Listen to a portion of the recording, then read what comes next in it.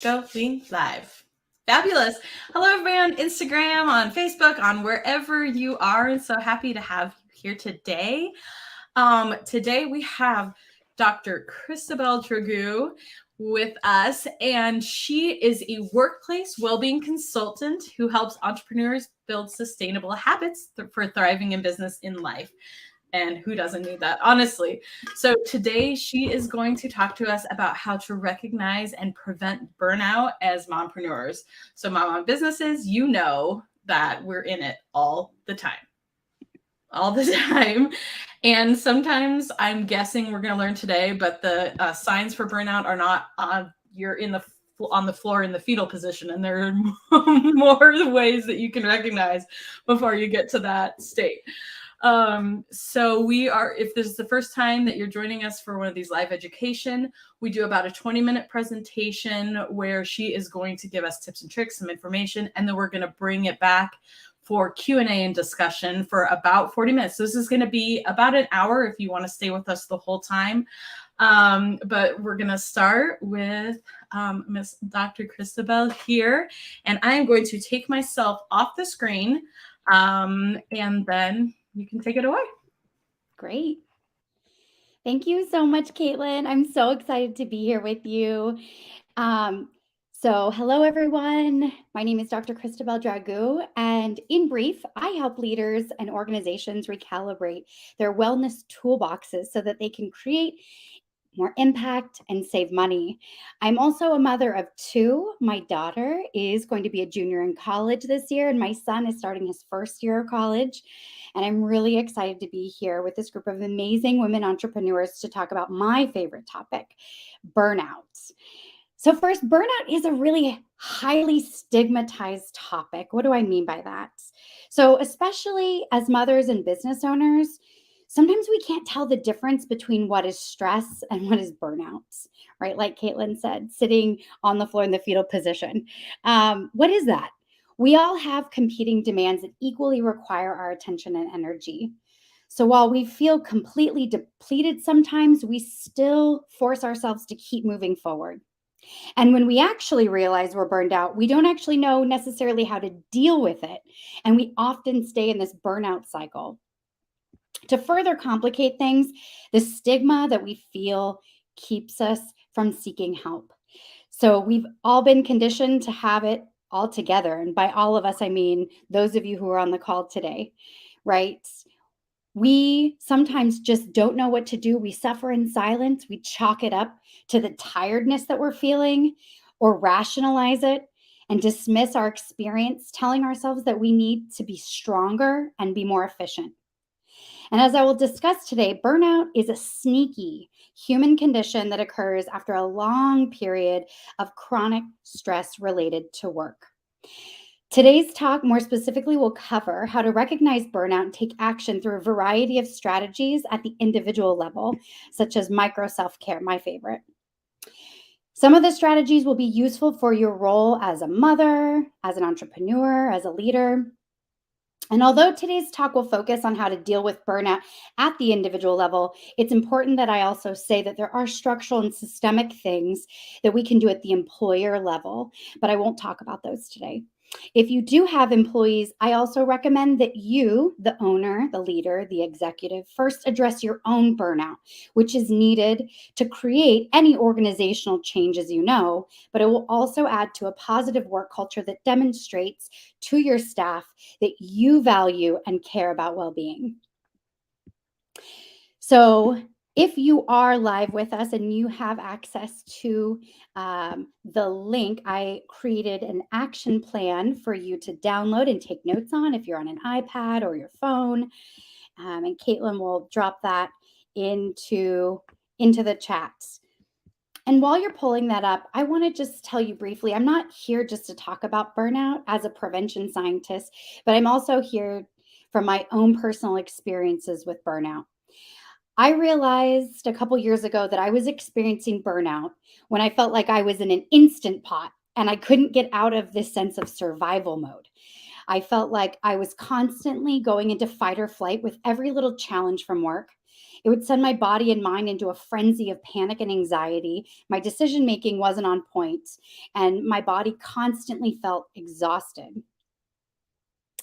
I wasn't sleeping well. I was irritable and napping, or excuse me, not napping. I wish I was napping. I was snapping. I was snapping at everyone at work, at home, literally zapped of all the energy that I had, physically and psychologically depleted for what was weeks and then what turned into months.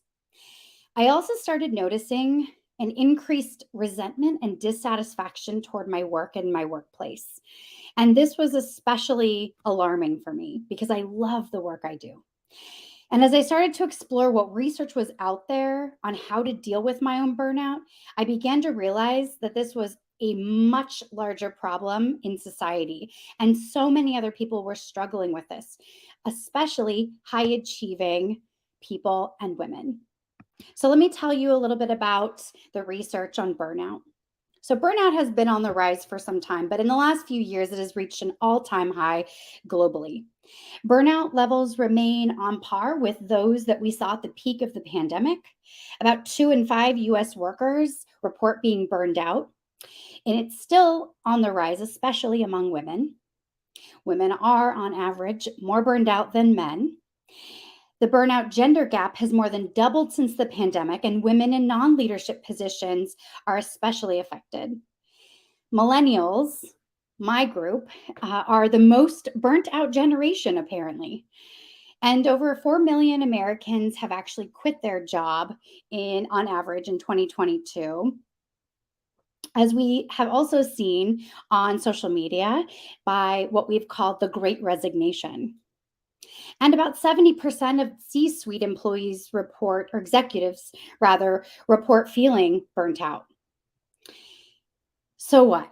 These are just a bunch of numbers I'm throwing at you, right? As business owners and leaders, we also know, though, that the costs of burnout for companies is more expensive because it takes more money to recruit and train new employees than to retain the ones that we already have. All right. So there's some statistics for you. Now I want to shift into explaining what burnout really is. And first, I'm going to tell you what it's not. It's not a mindset problem. It's not something that you or your employees experience because you're lazy or unmotivated, even though it feels that way sometimes when you are burnt out. It is also not a medical diagnosis. Rather, it's an occupational phenomena, according to the World Health Organization. In other words, it's more of a human condition or a response to stressors. So what is it? Well, it's exactly what I just said, but it also has these 3 components that are characteristic of burnout, which makes it different than just stress. So burnout includes the exhaustion from chronic job stress, which is what most people that I work with associate with burnout. But it also includes an increasing negative cynicism or hostility response toward your work and a negative sense of self, or what we call professional self-efficacy, which is the belief that we can get our job done.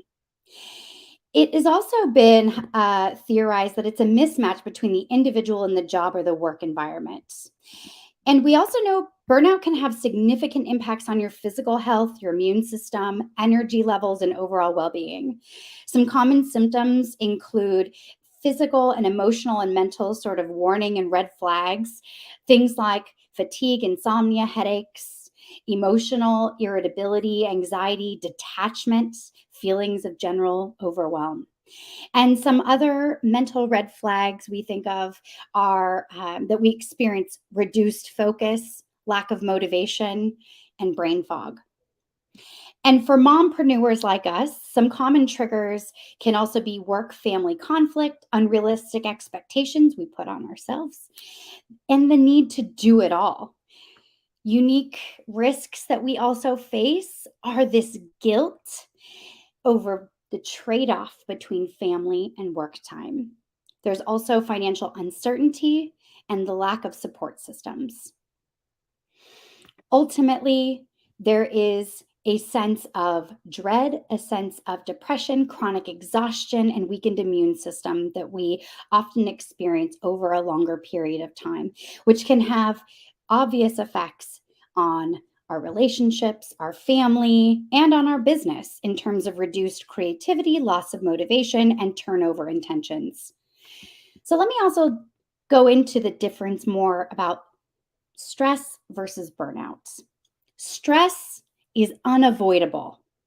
Burnout is preventable. Let that sink in. I'm going to say it again. Stress is unavoidable. Burnout is preventable. Stress can be useful for our performance. Stressors come and go. Burnout doesn't really just go away on its own, and it can get worse if you don't address the underlying causes. Burnout can also last a few weeks to several years.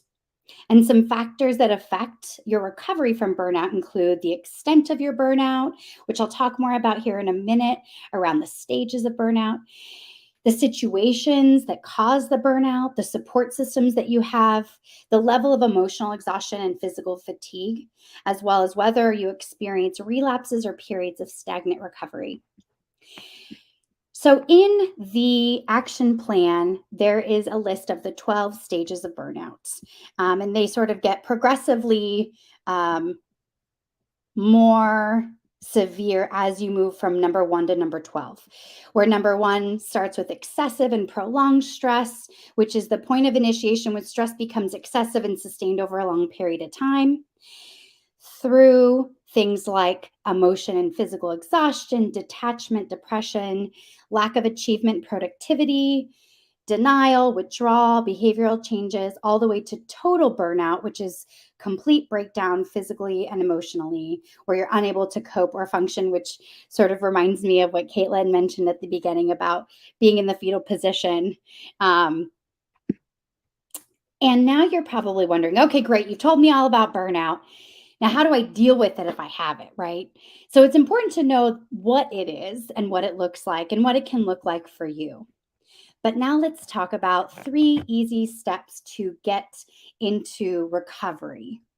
So the first one is to just acknowledge and accept that you have it, that you are burnt out, and take the time to rest and to deal with it. The second is to make a list of the things that are making you feel stressed and creating the problem so that you can create an action plan around that. And the third is to put solutions in place that will help you get control of your life again. So you can do that again with the action plan that I shared, but also I want to sort of think more around the solutions for the rest of this conversation. So one of the things that's so interesting about human behavior is that we mostly all know what we should be doing to be healthy. We know about healthy behaviors. We hear about it all the time. But actually implementing them is different. That's what's hard, right?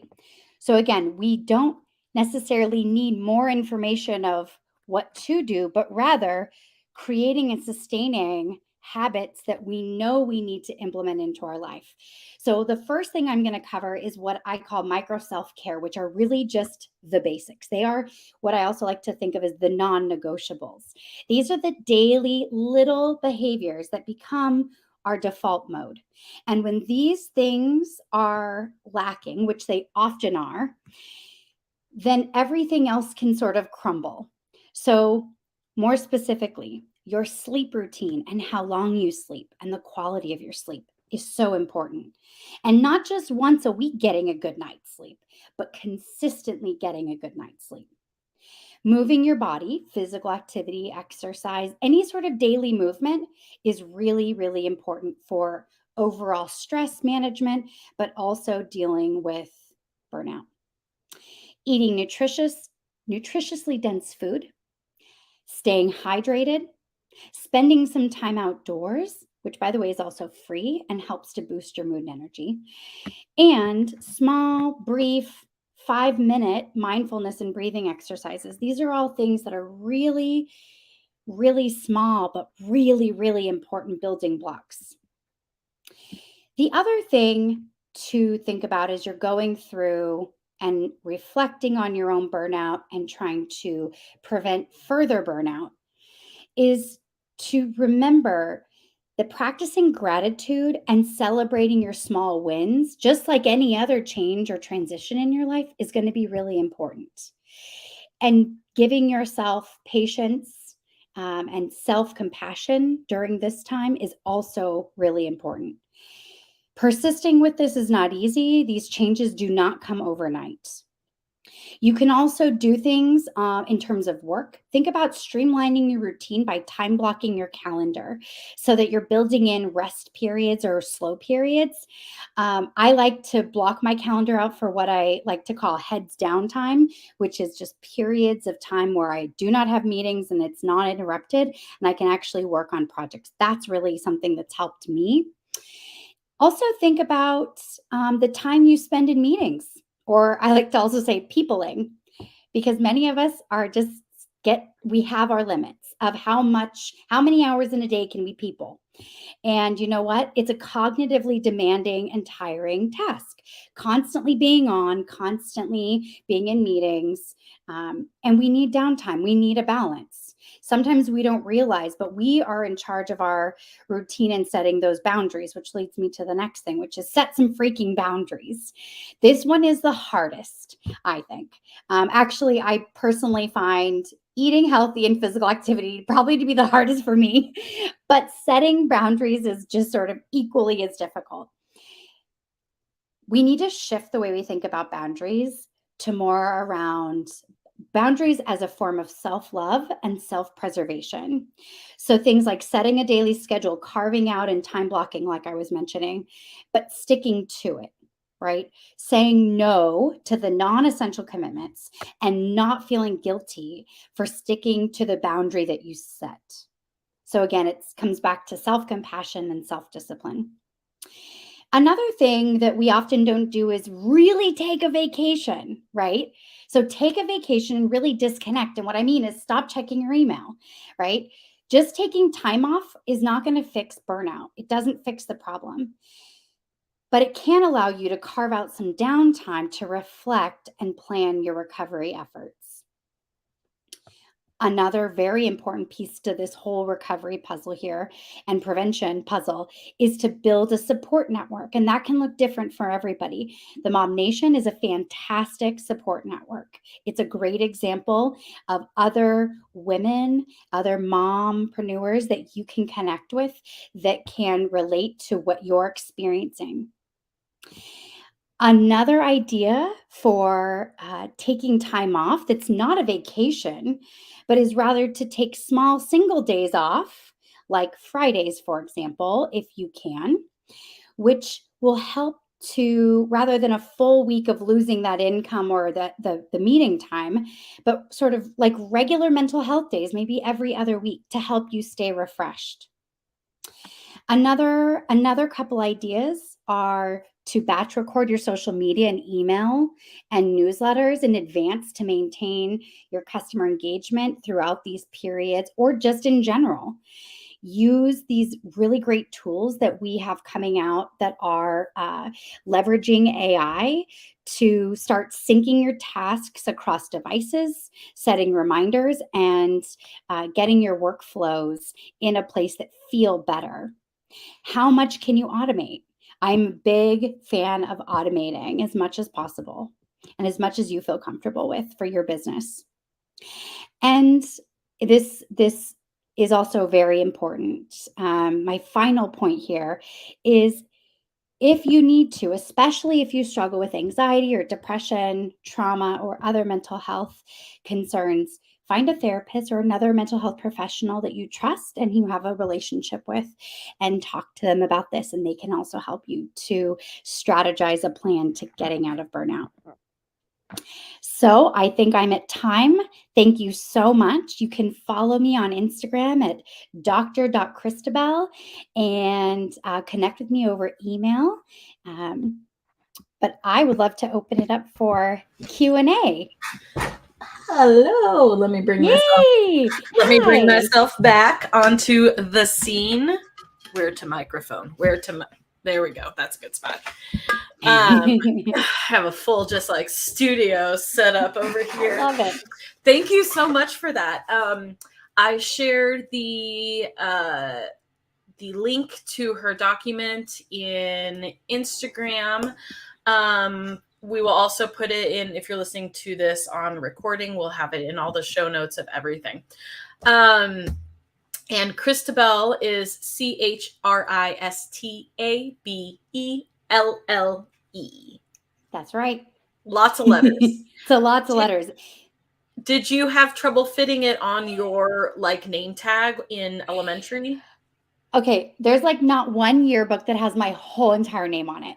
I think that there was like a standard of like 10 characters or something, and mine's 12. So like it always cut off at the EL for whatever reason. Yes, it was, and there was a period in middle school, I think it was, that I was like, I'm gonna go by Krista, because Christabelle is too complicated. Like way too complicated. Yeah, but now as an adult, I'm fully embrace it. I love that. I just realized as you said that even if they knocked off the last two of your name, at least it would still sound the same. It would still be Christabelle. It's true, but it's just less pretty, right? Yeah. It's not the same, but at least it's like close. If they had to knock off like the last three, then it would be like Christabelle. Yeah, exactly. It's a whole different thing. For sure. Okay, so I am wondering, yes, okay. I have questions and I was just about to jump into it. If you are watching live and you have questions, we're monitoring the chat. So go ahead and drop your question in there and we will come around to it. And I'll just moderate all the questions for Christabelle. Okay, so when you are, where to start? Right. I did them in order, but then that doesn't feel like the best way to do it. How does one? So I have your document up with the different steps. Good. I am diagnosing my partner like right now. I'm all okay. He's on step, whatever. Yeah. I'm gonna send this to him when we're done. How should we get started like figuring out what is the seed? What is the essence of why we are experiencing that burnout? Because I'm, the stuff that you're talking about, like I can see it, right? And I can understand, but when you have so many things going on in your life, even with just a job or what element of the job, or like, how do you do that? How do you start figuring that out? That feels like an unattainable first step to me. It really is, right? It's especially when you're actually burnt out, right? Like that's the hardest part, right? And I think that's probably what you're also like alluding to is when we're not burned out and things are going well, it's easier for us to notice when things are off. When we're burned out and we're thoroughly depleted, it's like really hard to notice it and also to actually start to move the dial in the right direction, right? Mm-hmm. With action. And so the underlying sort of kind of to your question around the seed and the underlying piece is really about chronic workplace stress. And there's some like intellectual debates about this and whether it's a mismatch between, the organization and the employee or whatever. But in the context of what we're talking about here today, it's really generally speaking at the individual level, not talking about what employers can do differently, but just at the individual level for us to recognize that we are burned out. It's sneaky. It's not like this, like, just like it sort of magically appears. It sort of sneaks in and creeps into your life. And then you're like, God, I am off. I am just so off. For me, it felt like there was a moment I realized that I was like cranky and crabby and snapping at everyone. And then also like all the things that I was trying before, like that would normally help with stress management weren't working, right? Like getting a good night's sleep, right? Like cutting back on my red wine, whatever, right? Like those things. Cool. So we're going to extremes. Right. Exactly. No red wine, 10 hours of sleep a night, whatever you have to do. Everyone's different. Yeah. But seriously, like it's when you cut those things out and you start changing those little things, and you're like, man, I still feel like crap. And for me, it was this moment where I felt like I was in an instant pot. I love my instant pot. I'm sure that there's going to be plenty of women on this call that hear this. They're like, yes, amen to the invention of the instant pot, or the pressure cooker, whatever you want to call it. Crock pot too. Those are the best. Yeah. But the point is that's how I felt, like inside. Like I felt like when I went to work, it was like someone go doop doop and like click the instant pot cover, and I was just like, I'm gonna die in here. I can't do this anymore. And I think that's that other thing. It's like the narrative you tell yourself. For me, it was like, I can't do this anymore. And I knew I didn't want to quit. But as you probably have seen, Caitlin, on social media, especially TikTok, Instagram, people are leaving in droves from their jobs because they can't take it anymore. And it's not necessarily a function of like a really toxic workplace. That can be it. I mean, that is valid, right? But it's not, that's not the only thing, right? And sometimes it might be for some people. Totally legit. Yeah.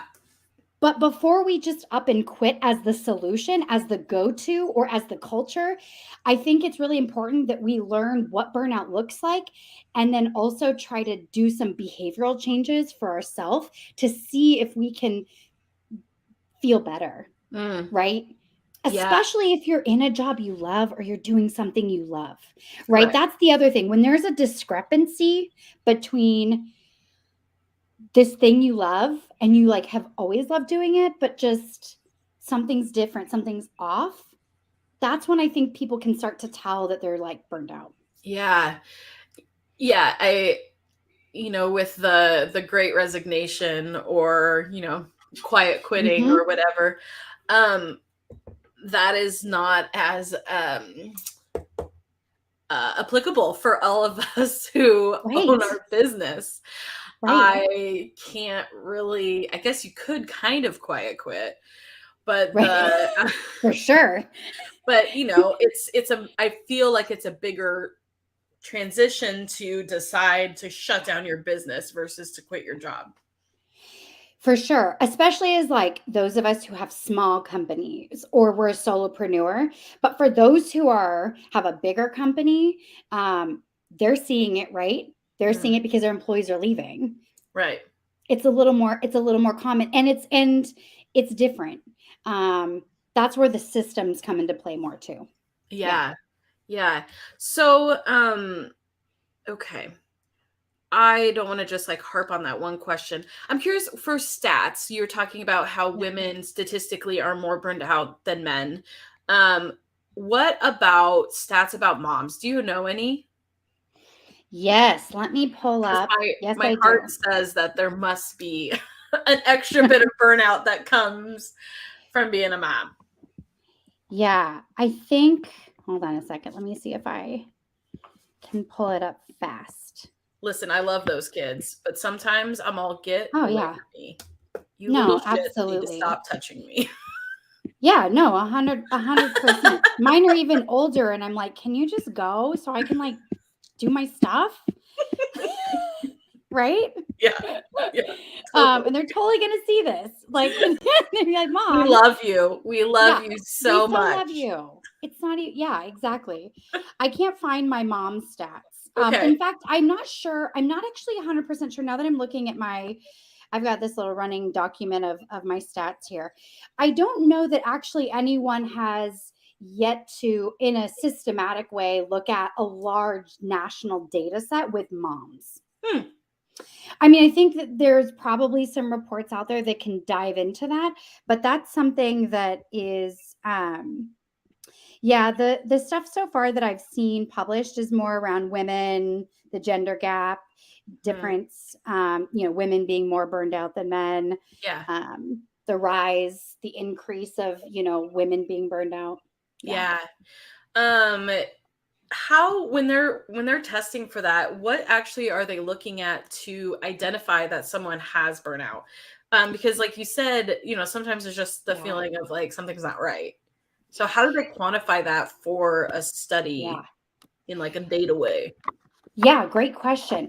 If they are, there's one, it's by Dr. Christina Maslach. It's the Maslach Burnout Inventory, or MBI for short. You can Google it. That is the most common kind of standardized assessment that I've seen. And so if there is a study where you're going to look at burnout, that would be sort of, that's the automatic kind of go-to, I think, for me. There are others. I can't remember. There's another one that's not as popular, but essentially it's tapping into these three things. So those three things, let me go back to that around what burnout really is and how that's measured. So burnout, and also I'm happy to, I'll send you the link too as well, around that, yeah, to show you what the instrument looks like, so you can dive into the data aspect of it. But it's really those three components of burnout, right? So again, burnout is sort of not just this chronic stress that occurs. That's part of it. It's this, it's a think of it as these three different things, and you're sort of high on all three of these things. One is sort of this exhaustion from this chronic job stress. And that's most of us like think of it that way. Yeah. That makes sense to us. But the other two things we think of less, I think we associate less with it, but these are the characteristics. Think of it like a constellation of things that are what make burnout different than just stress. It's also this increased negative cynicism or hostility toward the work, and this negative sense of self-efficacy, which is like the feeling that we, or the confidence that we can do our job effectively or do our job at all. So it's the combination. That's what makes burnout different than anything else. It's this triad of kind of things. And those things all have to be high in order to sort of classify someone as burned out. Okay. What was the, so the self-efficacy, exhaustion, what was the one in the middle? Yeah. So the middle one is this kind of increasing negative cynicism or hostility toward, like a response toward the work. So it also, some people also talk about it like detachment and just like dissatisfaction or disaffection toward it. It's this just really like, I really don't want to go to work. I really don't want to deal with these people. I really just don't, I can't. Like, you're just like, I just can't. Like, it's sort of, that's the underlying part of the I can't, like, right? And then also part of that I can't is also like, and I don't feel like I have the skills to know how to deal with it. Right. So that's why it's like, so you kind of like lose that ability to see like the light at the end of the tunnel, kind of a. Yes. It's like, that's a great way. Yeah. That's a great way to think of it. That's actually how I felt. I was like, there is like, people say, don't lose hope. And I'm like, oh, hope's gone. All of we left hope at the last exit. Yeah. That weight loss hope a while ago. Like, we're so past hope. But no, but seriously, then you're like, that really concerns them, you raised something I didn't put in the talk that I kind of played around with, which is a really important conversation to have, which is, how do we support other people that are going through this? Like, how do we support each other? I have a question, like, like how, when you recognize it in others, as I'm like diagnosing my partner over here, like how to like address that? What can you do for other people? Yes. Well, I mean, for one, I mean, just like with other things like anxiety, if you have, I've had lots of experience with supporting other people, other human beings in my life at work and at home with mental health challenges. So my first kind of go-to response here is learn how to hold space for people. And what I mean is like, learn how to be present in the moment without judgment and just listen. Like, it's so hard. It sounds easy, but it's actually really hard for us to do this, because when people are upset, what do we want to do? We want to hand them a box of Kleenex. We want to be like, here, don't dry your tears. Don't cry. Because you know why? Crying, you're better than this or whatever. Like, we give really shitty advice. Yeah. Right. Like, really, as humans. And it's not that we don't care. We don't want to help. We're not conditioned to know how to help people so it's something that's like the first go-to. Learn how to hold space without judgment and just listen, not try to fix it, not try to jump to the fixing of or the solution. Yeah. Just let people talk, disclose, support. And then if the conversation feels like it can go into, and if the person is open to kind of moving into a action plan place, then that's where you can bring in and also don't shit on people. Shitting is a bad thing. Another, point number 2, tip number 2, don't shit on your partner. No, seriously though, like that's like one of the things, right? Oh, I'm the expert. You're the person suffering. I'm going to tell you what you should do. But like that, we all do that like by default. We don't mean to, it's just what we do. So try to not shit on them. Yeah. And those are kind of the top 2 that come to my mind when I think about how to support someone else. But it's hard because it requires a lot of self-regulation. Yeah. One of my, I don't remember where I learned this, but one of my favorite like sort of tips for when someone comes to me with a problem has been to ask if they're looking for me to listen, to bitch, or to give advice. Hey, yeah. And because people are just programmed differently for like what they think you want their response to be. And so I really try to do that with like when I have a friend who's coming to me, I'm like, okay, what are you looking for from me? And so I also try to do that as knowing that going to my partner who he tries to be a fixer. So I'm like, I am coming to you just to bitch. Like, just be on my side. I don't want your advice for how to fix it or stuff. And that was kind of hard for him to hear in the beginning, that I don't want his advice. He's like, oh, so you don't want to hear what I think? I'm like, no, honestly, I don't. I'm not if you're looking for you to fix things. I just need someone to like vent to. And he's like, oh, okay. Yes. That's such a great strategy, asking people what they need. Sometimes, well, especially if they're burnt out though, they might just sort of do what I would do, which is like deer in headlights and just like, I don't even know. I literally don't even know what I need. Yeah. I really just don't. But I love what you're saying too around, especially with, family and partners and, close relationships. It's like, they often just want to find the solution, get us out of pain. Yeah. Right. And people need to feel the feels and we want to rescue people. And it's kind of like a natural thing that again, that's where that self-regulation comes in. Yeah.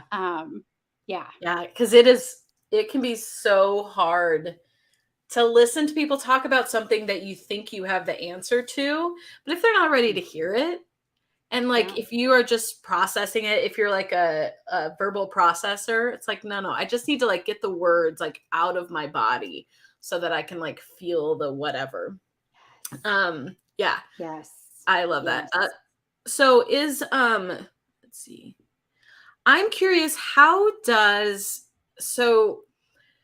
sounds like stress is, what did you say? I wrote it down. Stress is unavoidable. Burnout is preventable. Okay. So you have some stress in your life that is just a given, ups and downs, but that compounds and can turn into burnout after time-ish.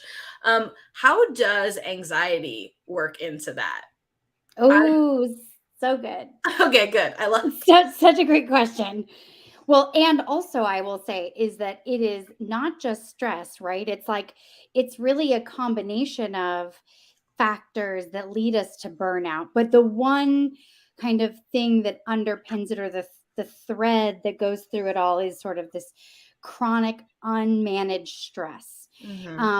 Stress and anxiety have a really interesting relationship like this. Like they are like, and I'm speaking from someone who has diagnosed anxiety. Like I've had that like my entire life. Yeah. And so it's actually no surprise that it, like when I was entering grad school, I was like, I want to study stress. Like I have been fascinated by it because I think my own experience with anxiety, like that to me is this like, why am I constantly stressed kind of like response? Like why does my body and mind do this?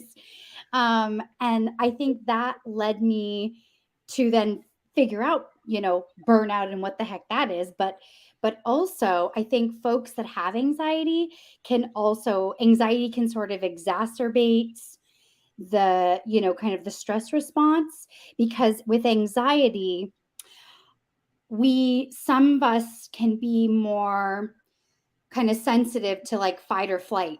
So like we tend to sort of think about, and I'm going to just speak from my own experience here. Okay. Okay. Our sort of system has been set up to sort of, and by system, I mean our nervous system, our brain, our fight or flight response is sort of like going more than it needs to. Mhm. And sometimes it's like not because we're being chased by a lion, which is why we have this system online, right? We sense threats that aren't necessarily physical threats, or that they're threats. Even sometimes we create them, our mind, the stories we tell ourselves, the narratives and the self-talk, right? So those of us with anxiety, you can see naturally how that is sort of very connected with stress, right? Our bodies, our minds are not kind of naturally processing stimuli, which means stimuli is anything in our environment. It could be a physical thing, like, again, being chased by a lion, or I'm really afraid of snakes. If I see a snake, I'm going immediately out anywhere away from that snake. Like, I want nothing to do with it. Yeah. But like, or whatever, right? That's where phobias come in, things like that. But the point here is that stress and anxiety are really intertwined, and it's really kind of like a hard to figure out which comes first. But rather, those of us that have anxiety may be, and I don't have any data to back this up, but we may be, it's a question that could be tested, we could be more prone to burnout. I don't know. Yeah. So when you were describing, I don't know what, but when you're talking about how it's like hard to recognize specifically what is causing the burnout, that reminded me of my anxiety state before I started taking medicine for anxiety. I was like at a level 8 all the time. So it's very hard to identify what the individual anxiety moments or stressors were until I was able to put it all down to a 2. And then I noticed the 5, right? Yes. And it's like almost having to like shock yourself out of that so that you can see the small fluctuations. Because when you're overwhelmed by it, when you're in it, you don't see the small things because everything is big. Exactly. That is such a great way to describe when you're burned out and you're not aware of it's hard to like see your way out of it initially. One of the strategies I think that worked for me is taking time off, taking like at least a week, right? Designating at least one full week to like self work. And really what I mean is turn off all work related stuff and just focus on reflecting, journaling, writing, getting things out of your head and onto paper.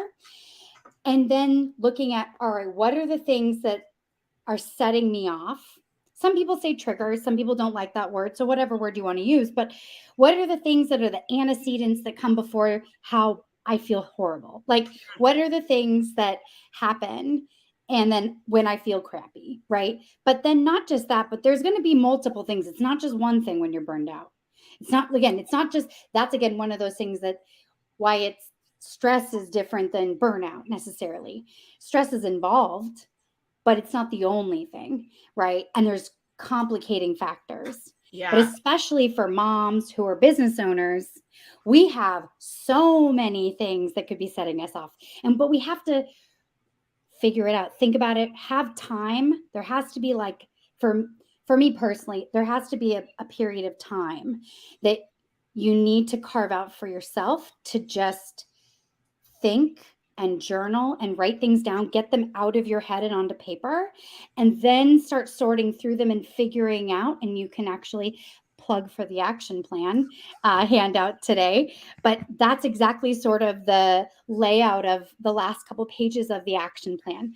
Think about what are the things that I'm being challenged with right now? And then what one thing, just pick one thing to work on. Because sometimes it makes it a little more manageable. Once you can get traction on changing one behavior or changing one thing that's going on in your life, it tends to be easier to add and address other things down the road once you feel you have more momentum. Yeah. And that's kind of another reason burnout takes a while to recover from. It's not just like a stressor where your body goes into fight or flight panic mode and you're like, oh my gosh, this thing that you feel it for like an hour or something. Rather, burnout is like this underlying kind of sense of exhaustion, depletion, like you've never felt before. Yeah. Where you want to curl up and be in a fetal position on the floor, right? It's bringing it all back. Oh my gosh. Okay. Yeah, that's crazy. Apparently we have a little echo. We have echo on Instagram when you're talking. Okay. I'm trying to calculate in my head why that's happening. Well, I don't know. I don't know. Okay. I kind of want to open it up, but no, we only have we only have like 10 minutes left, so we can just okay. Okay. Thank you, Ailika. I appreciate you dropping that in there. I'm sorry.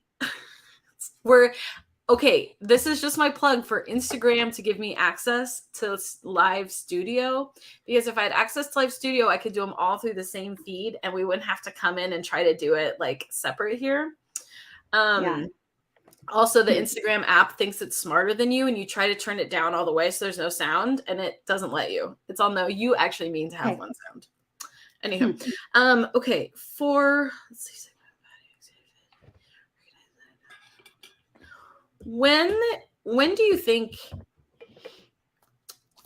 So you were advocating for like, instead of doing small, basically instead of just like burning it all down, blowing it all up, whatever. Start with small changes. Do the little things. For when is it time to just say no? Like, it's done. We don't need. You know what I mean? Like, when is it time to just shut down your business, to quit your job, to do whatever? To leave, to say, but like you said, burn it all down. Yeah, exactly. When is the time you've done it, you've tried, the burnout is not going away because of this job, you need to just get out? Yeah. That's a great question. And that's you're going to hate my answer, but that's so individually determined. So, right. Because, well, first, right. I think we need to know more about and talk more about burnout because it is so highly stigmatized.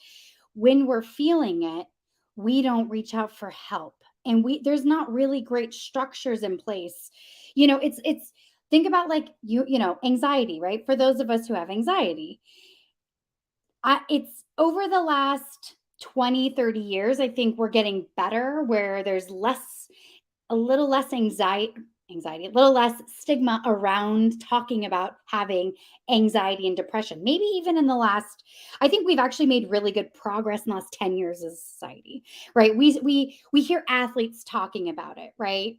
We hear people that are famous, that are influencers or who are, who are kind of people that we look up to in terms of the public opinion, talking about mental health struggles. But I haven't heard anyone talk about burnout, especially like as it relates to work, right? Because that's what it is. Again, it's not a mental illness or a mental health problem even. It's this human condition, this occupational phenomenon is really what it is. So that also means it's not as, I think, scientifically perhaps as well understood. And it's so complicated because you're involving a workplace. you're involving a job or a career. It's not as simple as I'm afraid of, and I'm not trying to boil down anyone's anxiety or my own, but with anxiety, we have, from a psychological perspective, we have tools in place to reduce anxiety. We have interventions. We have people who do the interventions. We have therapists. We have doctors. We have medications. We have pharmaceuticals, right? We have things like that. We have lots of behavioral strategies. Burnout, not so much. And because it is something that is not, it's hard to kind of put your finger on it. It's hard to describe it when you're experiencing it. But also it is something that I think carries a lot of stigma. So we don't talk about it much, because we also, as moms, as leaders, we also have to hold it together. So I think that perpetuates the stigma and the reason it's so hard. And the reason I'm so excited and I want to talk about it, right? Because I want to break through that stigma. I want to help people with this, because I needed someone like that. Yeah. I needed that when I was dealing with Yeah. Ugh. I muted myself on Instagram to see if that would make it better. Yeah. I love that. Are there any, so I am all over neurospicy or anxiety TikTok, right? And so I see a lot of people with proclaiming things, especially to get your body out of fight or flight. Mm-hmm. And I'm just curious, just at a top level of your opinions, two that I see a lot are doing things to fix your cortisol levels. Mm-hmm. And the other is a lot of work on your vagus nerve in order to regulate your body. As scientific concepts, where do those lie? Yeah, no, I think those have been very kind of squarely in the realm of neuroscience for as long as I'm aware of. But I think in terms of them being used as interventions or strategies, I'm also seeing, I also follow a lot of as a neurospicy person myself, I also follow a lot of folks, and there's a lot of different strategies, right? Things like tapping, right? Which is something that I see all the time. And right. My personal professional approach is try everything. Try what works for you. Just because there might not be a huge body of scientific literature behind it to say that to use it to if it works for you, at the end of the day, that's what I think is the most important thing, right? Yeah. And because dealing with whether it's anxiety or ADHD or anything, including burnout, it's an individual experience, and so we're going to all have different reactions to these things, to different stimuli, to different people, energy, etc. I'm a huge fan of, kind of going back to your previous question, before we burn it all down, let's try everything. Why not?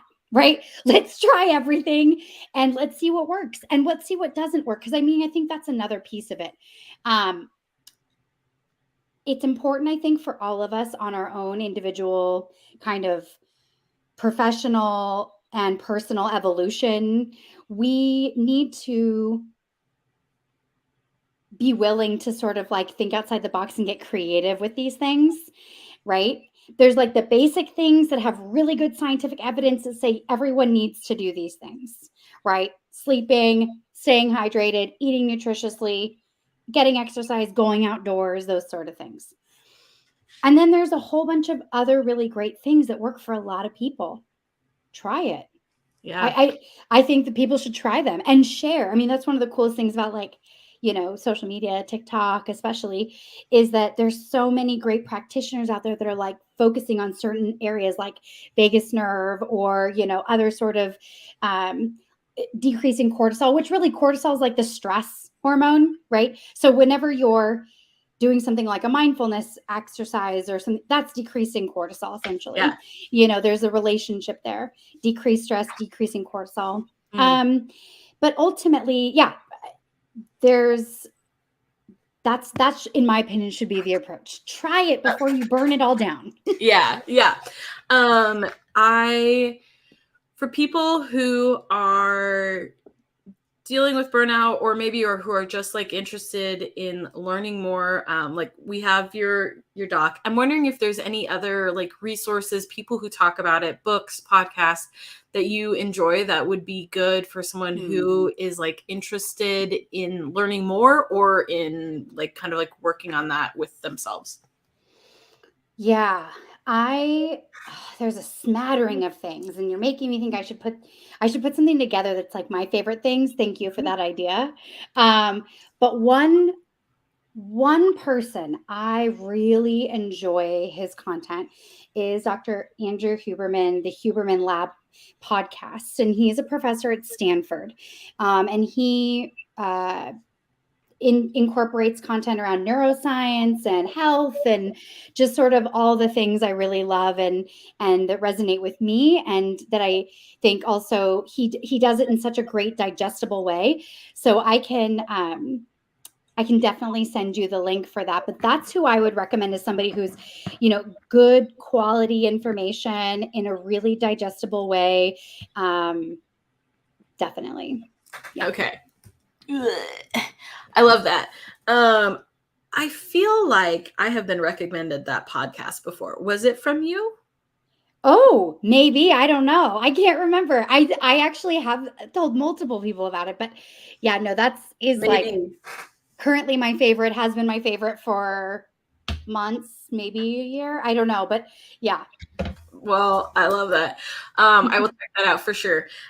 So thank you so much for this. This was so great.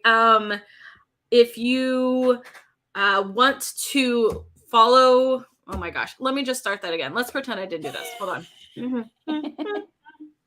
Thank you everyone for being here today. Dr. Christabelle Dragoo, it's been amazing to hear you talk. Please go and follow her on social media. She has some new stuff that's going to be coming out later this year. And so follow her so that you can be on top of it when it comes. And what platforms are you on? Instagram, yes? Yes. Instagram, TikTok, Dr.Christabelle. Oh, Facebook. All the things. Yeah. Okay, yeah. Dr. Christabelle Dragoo, and we spelled Christabelle out with Dragoo is Dragoo. And we will also put in the show notes the summary, her document that has all the steps. It's a burnout prevention action plan, and it has the stages of burnout. So if you are like me, you are instantly going to go to that and rank yourself on the scale. And others in your life. Yes, exactly. So, thank you, everybody. And check out our schedule on themobnation.com/events for our next live education series coming next week. So goodbye, everybody. And I'm going to end this. Da, da, da, da, da.